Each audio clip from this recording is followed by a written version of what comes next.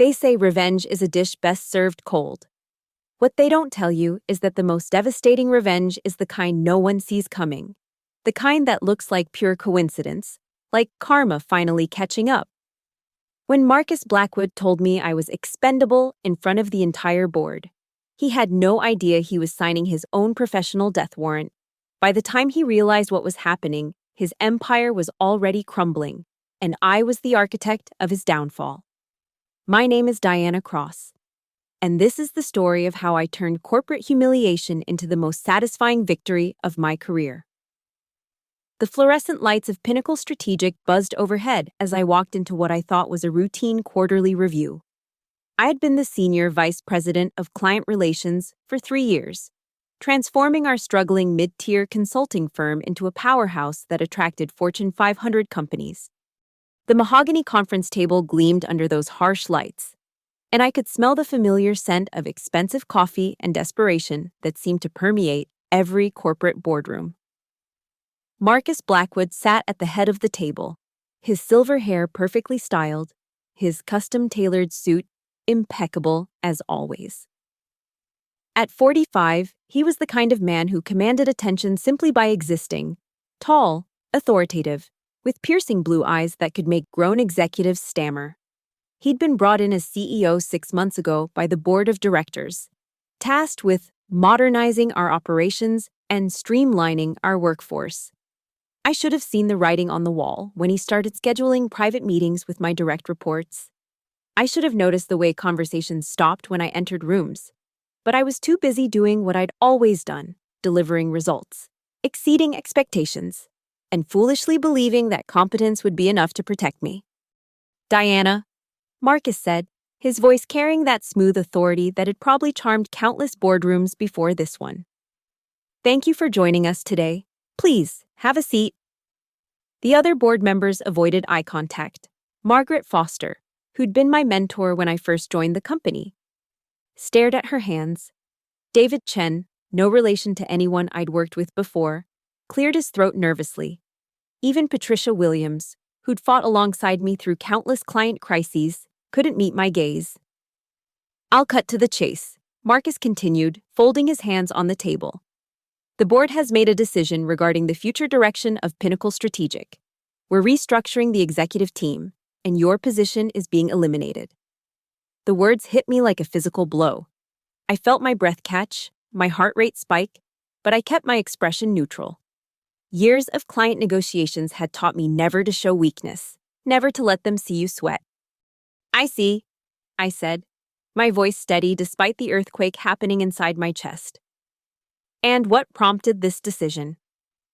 Marcus leaned back in his chair, a slight smile playing at the corners of his mouth.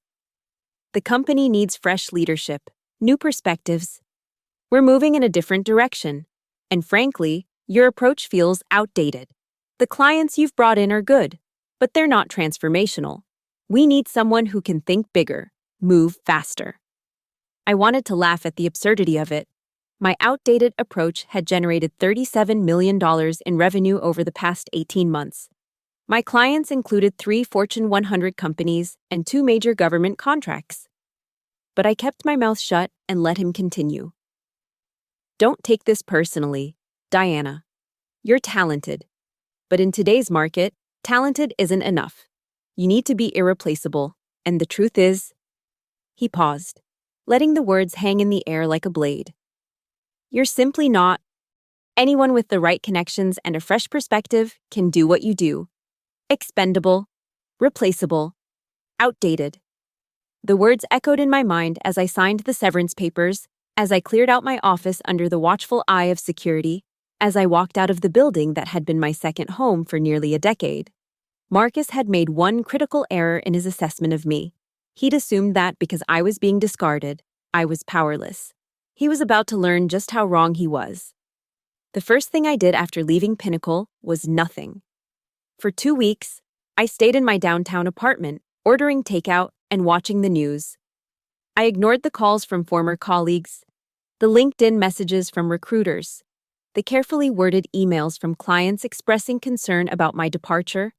I needed time to process, to plan, to transform my rage into something more useful. During those 2 weeks, I did my research.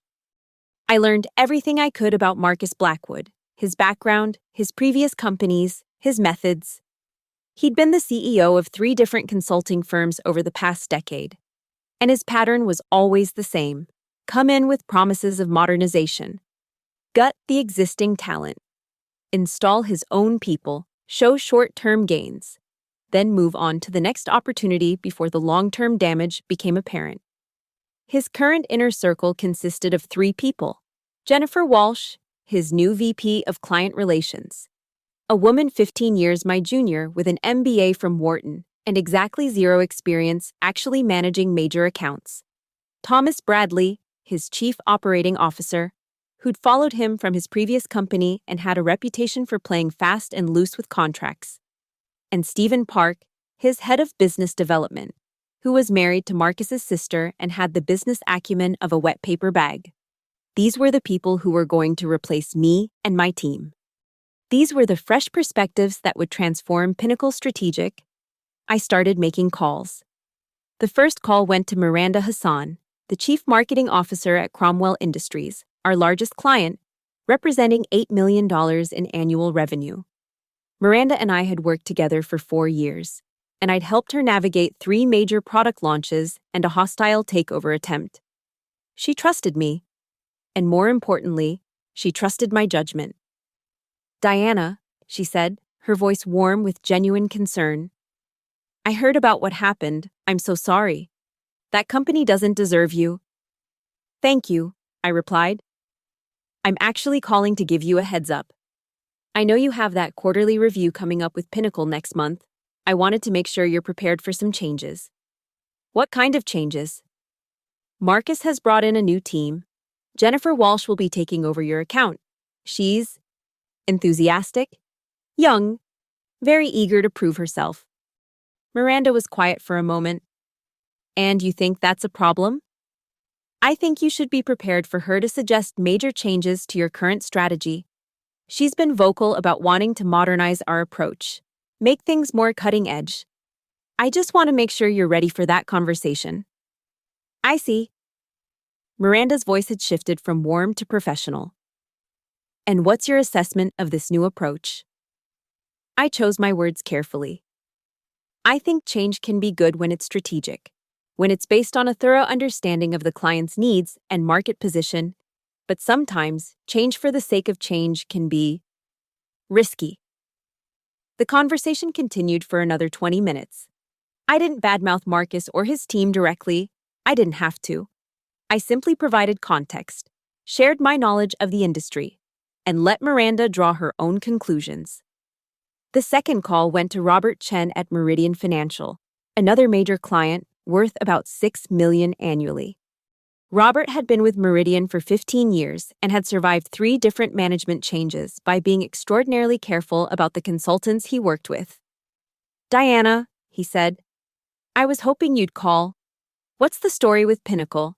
Are we going to be okay?" "You'll be fine," I assured him. "Thomas Bradley will be handling your account going forward. He's Marcus's right-hand man, very experienced in operations management." "Operations management?" Robert's voice carried a note of concern. "But our engagement is strategic planning for the acquisition. We need someone who understands corporate development, not operations." "I'm sure Thomas will surround himself with the right people," I said diplomatically, "though you might want to be extra thorough in your review of their recommendations. Given the scale of the acquisition, there's no room for error." By the time I finished making my calls, I hadn't said a single negative word about Marcus or his team. I hadn't encouraged any of my former clients to leave Pinnacle. I'd simply done what I'd always done, provided honest professional counsel based on my knowledge and experience. The third phase of my plan was the most delicate. I needed to understand Marcus's strategy, his timeline, his vulnerabilities. For that, I needed inside information. Amy Rodriguez had been my assistant for 2 years before being promoted to account coordinator. She was brilliant, ambitious, and completely overlooked by Marcus's new regime. When she called me 3 weeks after my departure, her voice was tight with frustration. "Diana," she said, "I need to talk to someone who'll understand. Can we meet for coffee?" We met at a small cafe in the financial district, far from Pinnacle's offices. Amy looked exhausted, her usually perfect appearance slightly disheveled.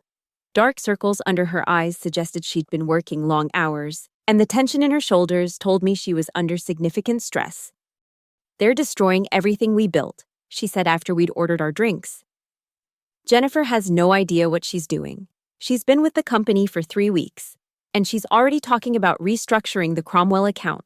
She wants to propose a complete digital transformation strategy." "That's interesting," I said, keeping my tone neutral. "How does Miranda feel about that?" "She hates it. She's been pushing back hard. But Jennifer keeps saying that's the old way of thinking.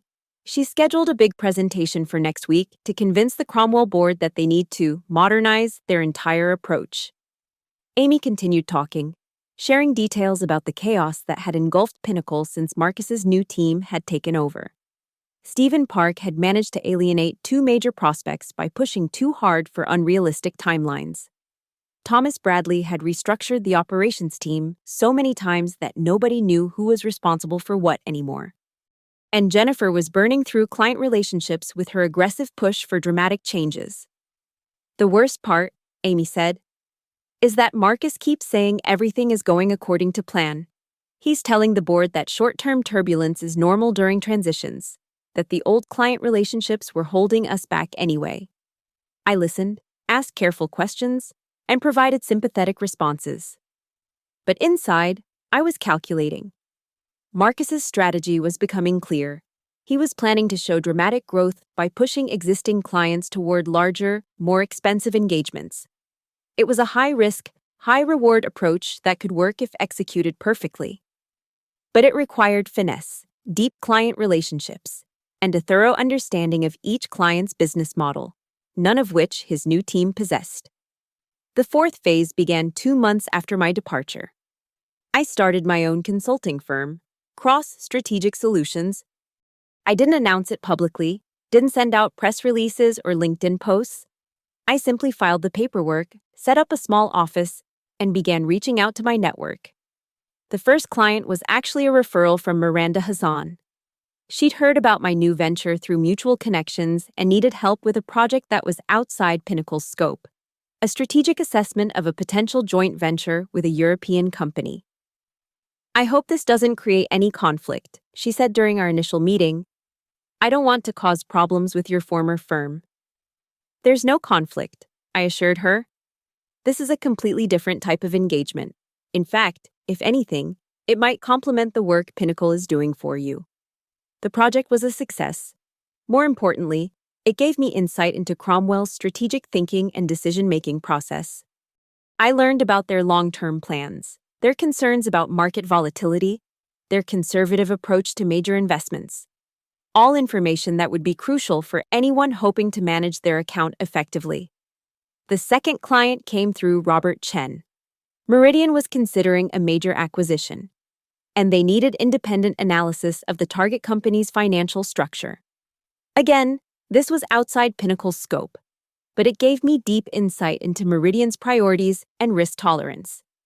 By the end of my 3rd month in business, I had 4 clients and a growing reputation. More importantly, I had a comprehensive understanding of what was happening at Pinnacle Strategic. The chaos was accelerating. Jennifer's digital transformation proposal for Cromwell had been a disaster. She'd recommended a complete overhaul of their customer relationship management system, a shift to cloud-based operations, and an aggressive social media marketing campaign. The price tag was $15 million over 3 years, triple what they'd been paying for strategic consulting. Cromwell's board had rejected the proposal unanimously. Miranda had called me the day after the presentation, furious. She had no idea what she was talking about, Miranda said. She kept using buzzwords like disruption and digital native without understanding our customer base or our industry. When I asked her about implementation timelines, she said we should be prepared to move fast and break things. "That's unfortunate," I said. "How did Marcus respond?" "He wasn't even there. He sent Jennifer to present to our board alone. Can you imagine? A $15 million proposal. And the CEO doesn't even show up." Meanwhile, Thomas Bradley had managed to completely botch the Meridian acquisition analysis. He'd focused entirely on operational efficiencies without considering the strategic implications of the merger. When Meridian's board had asked about potential regulatory challenges, he'd dismissed their concerns as overthinking. Robert Chen had been blunt in his assessment. If this is the level of analysis we can expect going forward, we need to reconsider our relationship with Pinnacle. The final piece of Marcus's empire began crumbling in month 4. Stephen Park had been pursuing a massive government contract, a strategic planning engagement with the Department of Commerce worth $12 million over 2 years. It was exactly the kind of transformational deal Marcus needed to justify his restructuring. Stephen had botched the initial proposal so badly that Pinnacle hadn't even made it to the final round of consideration. According to Amy, who was still keeping me informed about the company's struggles, Stephen had misunderstood the request for proposals and had pitched a technology implementation project instead of strategic planning. Marcus is starting to panic, Amy told me during one of our coffee meetings. The board is asking hard questions about revenue projections. 3 major clients are up for renewal in the next quarter, and there's no guarantee any of them will stay. That's unfortunate, I said. How is the team handling the pressure? Jennifer is talking about looking for other opportunities. Thomas is blaming the account teams for not providing enough support, and Stephen is acting like everything is fine, which is somehow worse than if he was panicking. The opportunity I'd been waiting for came in month 5. Cross Strategic Solutions received an inquiry from a potential client, a major aerospace company looking for help with a complex merger analysis. The project was worth $4 million and would require a team of senior consultants with experience in both strategic planning and operational integration. It was exactly the kind of high-profile engagement that Marcus had been hoping to land for Pinnacle.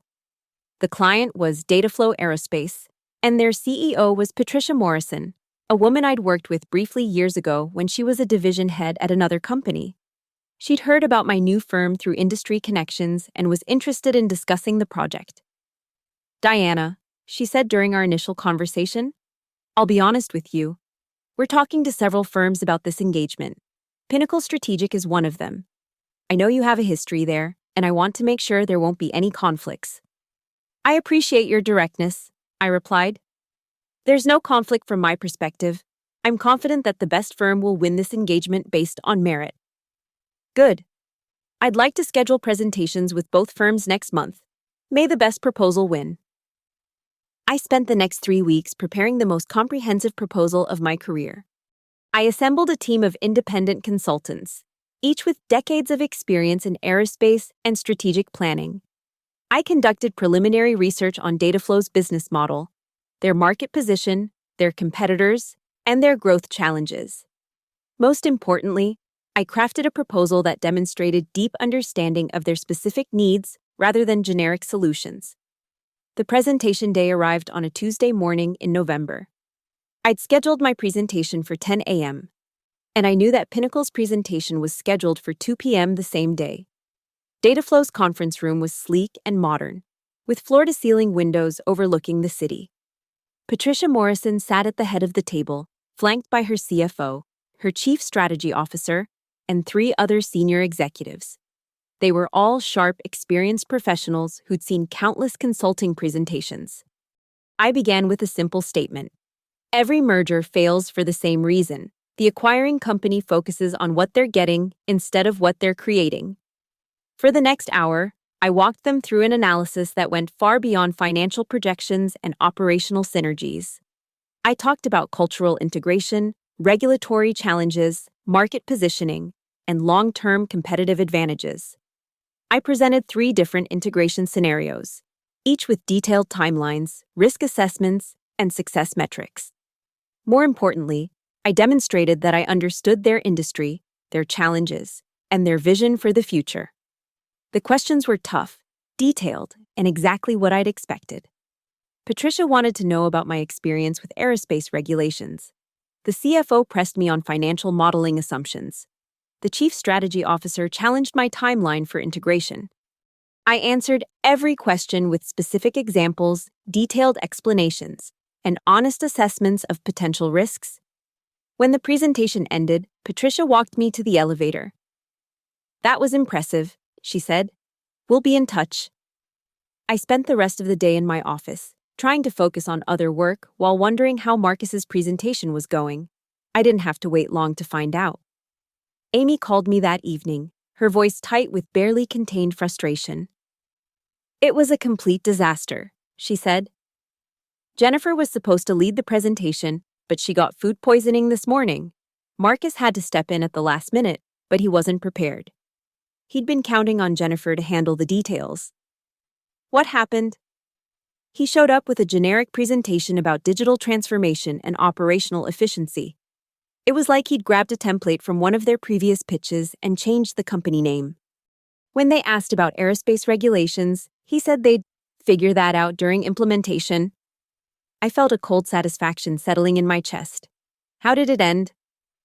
Patricia Morrison basically ended the meeting after 45 minutes. She said she had another commitment. Marcus is furious. He's blaming Jennifer for not being prepared. But everyone knows he should have been ready to step in. The call from Patricia Morrison came 2 days later. "Diana," she said, "I'd like to discuss the data flow engagement with you. Are you available to meet this afternoon?" We met at her office, a corner suite with a view of the harbor. Patricia was direct, professional, and clearly frustrated with what she'd experienced earlier in the week. "I want to be transparent," she said. "Your presentation was exactly what we needed, detailed, strategic, and focused on our specific challenges. The other presentation..." She paused, choosing her words carefully. "Let's just say it didn't meet our expectations." "I appreciate your honesty," I said. "What would you like to discuss?" "I'd like to offer you the engagement, $4 million over 18 months, with the possibility of additional work depending on how the merger progresses." I kept my expression neutral, but inside, I was celebrating. This was more than just a major client win. It was a public demonstration that cross-strategic solutions could compete with established firms and win. "I'm honored," I said. "When would you like to begin?" The news of my data flow win spread through the consulting community within days. It was a high-profile engagement, the kind that established reputations and attracted other major clients. Within a week, I'd received inquiries from 3 other potential clients. Marcus's reaction was swift and predictable. He started calling former clients, suggesting that I'd used inside information from my time at Pinnacle to win the data flow contract. He questioned my ethics, my professionalism, and my right to compete for clients that Pinnacle had been courting.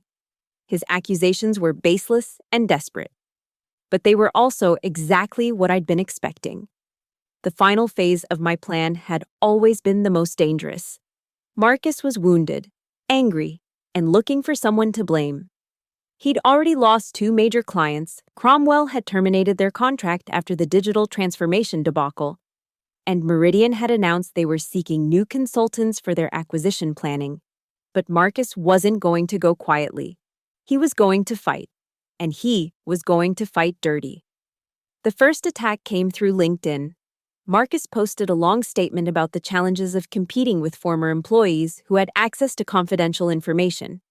He didn't mention me by name, but the implication was clear. "It's unfortunate when former team members choose to compete unethically," he wrote. "Building a successful consulting practice requires more than just stealing clients from your former employer. It requires integrity, innovation, and the ability to create value rather than simply disrupting existing relationships."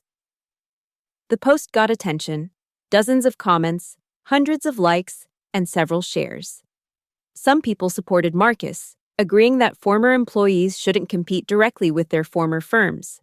Others questioned his motives, pointing out that client relationships belonged to the clients, not the consulting firms. I didn't respond publicly. Instead, I called Patricia Morrison. "Patricia," I said, "I wanted to give you a heads up. My former employer has been suggesting that I used confidential information to win your engagement. I want to be completely transparent with you about our relationship." "What kind of confidential information?" she asked. "That's just it. There isn't any. I've never worked with data flow before." I've never had access to your internal documents, your strategic plans, or your financial information. Everything I know about your company came from public sources and our conversations.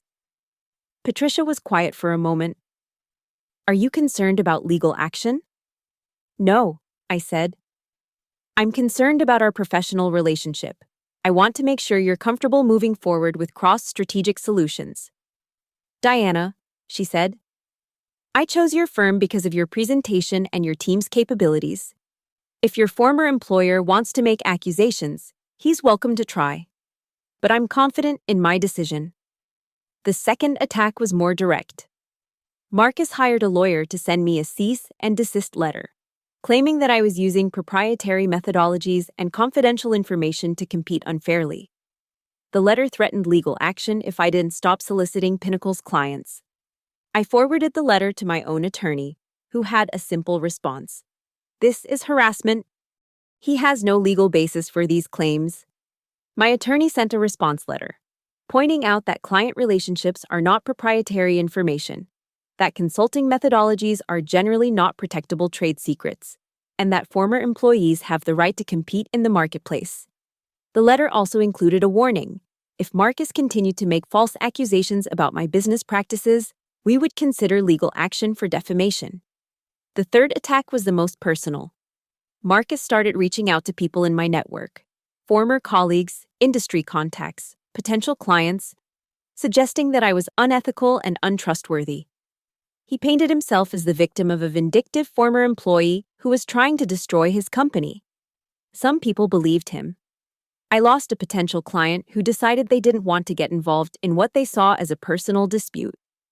A few industry contacts became distant, unsure of what to believe. But most people saw through Marcus's campaign. They remembered my reputation, my track record, and my professionalism. They also noticed that his accusations were heavy on emotion and light on facts. The tide turned completely when Amy Rodriguez finally decided she'd had enough of working at Pinnacle.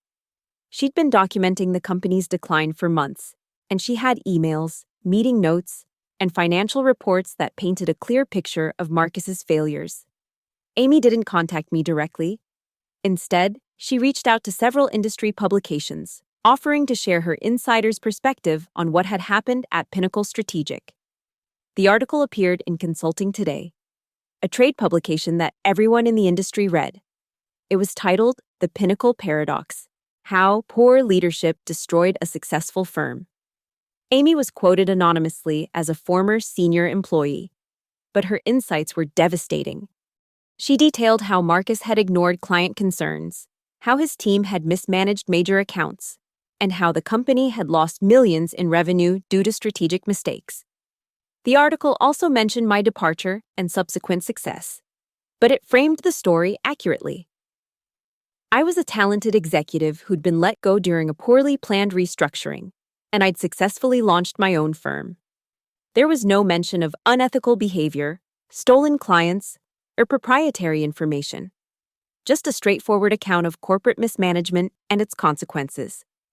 The article was shared widely on social media and discussed in industry forums. Within days, 3 more of Pinnacle's clients had terminated their contracts. 2 of them reached out to me about potential engagements. Marcus's response was swift and final. He posted a lengthy statement on LinkedIn, announcing that he was stepping down as CEO of Pinnacle Strategic to pursue other opportunities. He thanked the team for their hard work and wished the company well in its future endeavors. He was gone within a week. The board of directors asked Margaret Foster, my former mentor, to serve as interim CEO while they searched for a permanent replacement. One of her first actions was to call me. "Diana," she said, "I owe you an apology. I should have fought harder for you when Marcus was making his changes. I let politics override my judgment, and I'm sorry." "Thank you," I said. "I appreciate that. I'm calling because I want to discuss the possibility of cross-strategic solutions partnering with Pinnacle on some engagements. We've lost some key capabilities when we lost you and your team, and we have clients who specifically want to work with you. It was a generous offer, and it would have been profitable, but I had no interest in going backward." "I'm flattered," I said. but I'm focused on building my own firm right now. I hope you understand. I do, Margaret said. But if you ever change your mind, the door is open. 6 months later, Cross Strategic Solutions had 12 employees and 8 major clients. We'd outgrown our original office and moved into a larger space in the financial district. The data flow merger had been completed successfully, and they'd hired us for 3 additional projects. More importantly, we'd established a reputation for excellence, integrity, and results. Marcus, meanwhile, had disappeared from the consulting industry entirely. According to industry gossip, he'd moved to Florida and was working for a small investment firm. His carefully crafted reputation had been shattered, and no major consulting firm would touch him. Pinnacle Strategic had survived, but barely. They'd been forced to lay off half their staff and had lost most of their major clients. The company that had once been a rising star in the industry was now struggling to stay afloat. I felt no satisfaction in their struggles. The people who'd lost their jobs were talented professionals who'd been caught in Marcus's destructive wake. They deserved better than what they'd gotten. But I felt deep satisfaction in my own success. I'd built something meaningful from nothing, and I'd done it the right way, through hard work, strategic thinking, and genuine value creation. The final act of my story played out on a Tuesday morning in March, almost exactly 1 year after Marcus had called me expendable. I was in my office, reviewing proposals for a new client, when my assistant knocked on my door. "Diana," she said, "there's someone here to see you. He says he's from Pinnacle Strategic." I looked up, curious. "Did he say what he wanted?" "He said he wanted to discuss a business opportunity." I walked to the reception area and found Marcus Blackwood standing by the window, looking out at the city. He was still impeccably dressed, still carried himself with authority. But there was something different about him. Something diminished. "Marcus," I said, "this is unexpected." He turned to face me, and I saw it in his eyes: defeat, humiliation, and something that might have been respect. "Diana," he said, "thank you for seeing me. What can I do for you?" He was quiet for a moment, clearly struggling with what he wanted to say. "I wanted to apologize. For what I said. For how I treated you. For the way I handled your departure." "I appreciate that," I said, though I kept my tone neutral. "I also wanted to ask. I'm starting a new venture, small firm, focused on operational consulting. I could use someone with your strategic expertise." I stared at him, unable to quite believe what I was hearing. After everything that had happened, after calling me expendable and trying to destroy my reputation, he was asking me to work for him again. "Marcus," I said, "I think you misunderstood something fundamental about what happened between us." "What do you mean?" "You thought I was replaceable. You thought anyone could do what I did. But the truth is, I wasn't competing with you at all. I was operating on a completely different level." He looked confused, so I continued. "You were focused on short-term gains, on impressing the board, on building your own reputation. I was focused on creating value for clients, on building long-term relationships, on solving real problems. When you got rid of me, you didn't just lose an employee, you lost the foundation that your entire business was built on." Marcus was quiet, absorbing what I'd said. "The clients didn't leave because I stole them," I continued.